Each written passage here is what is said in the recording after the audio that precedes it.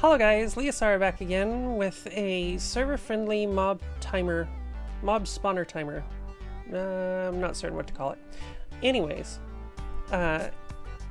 this is a modification of something I first learned of on an Impulse build for his perfect blaze spawner.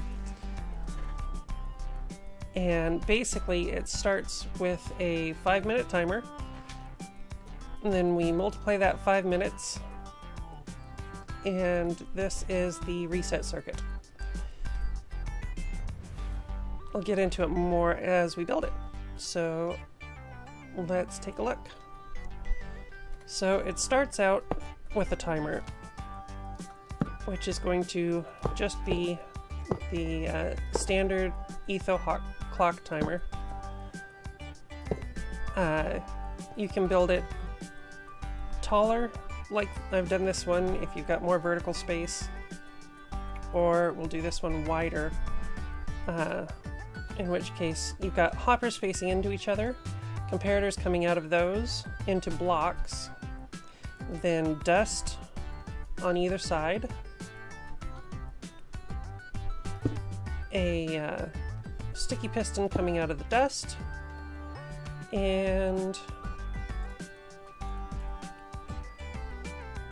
a redstone block. Now the redstone block is going to lock the hopper that it's next to, meaning that hopper isn't going to pass items into the other hopper. It'll just receive items from the one hopper. So if I put 3 stacks plus 18 blocks, or any stackable item, so 64, 64, 64, and 18, that gives us a 5-minute timer. Now,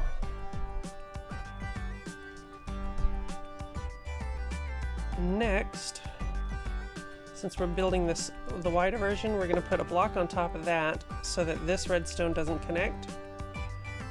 We're going to put a temporary block there and come out one, and put a torch there. The torch is going to power this redstone, which powers this block. It now has turned off this timer.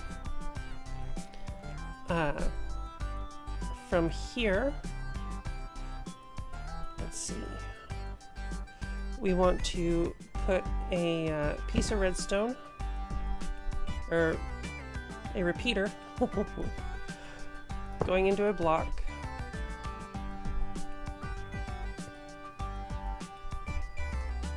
with redstone dust on top, a block next to that with a dropper,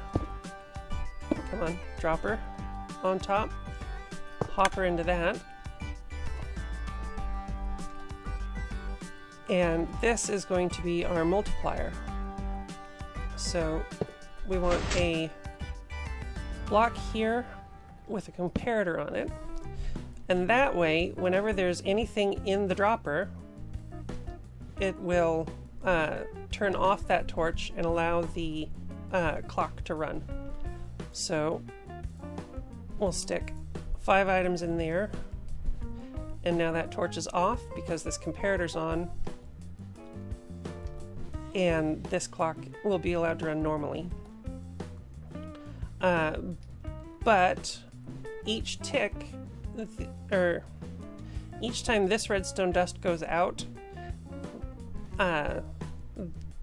this hopper is going to push one of its items into or this dropper is going to push one of the items into the hopper. But unless we lock the hopper, the item is just going to slip right back into the dropper. So we lock the hopper by placing a torch there. And now we're going to build our reset circuit, which is real simple.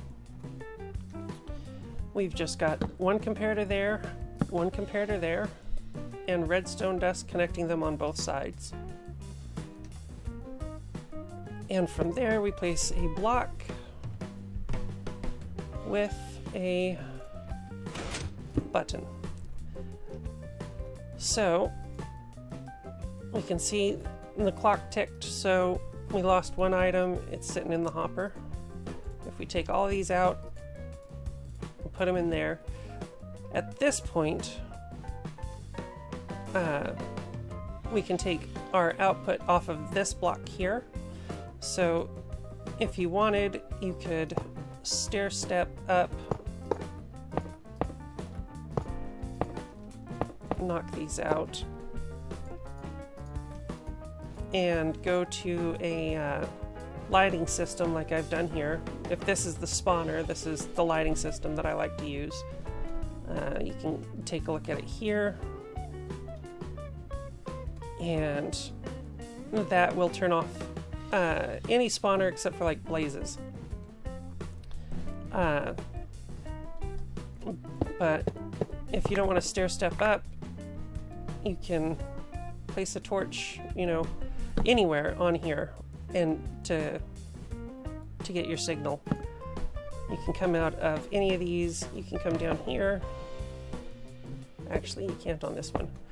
You can come down here, place redstone, and go, you know, out to your system however you want. So what's going to happen is right now the system is on. So right now you're not going to get any spawns. You come up, you push your button, and now you're safe to AFK at your spawner for 20 minutes or more. You can fall asleep and you won't cause a problem, because in 20 minutes your light's going to come on. As you can see, the stackable items have all drained back into the dropper. So at the end, once that clock has gone 5 times, they'll all be in the hopper and your lights will come back on. Hopefully that was pretty easy to follow. If you have any questions, feel free to ask, and hope you liked the video.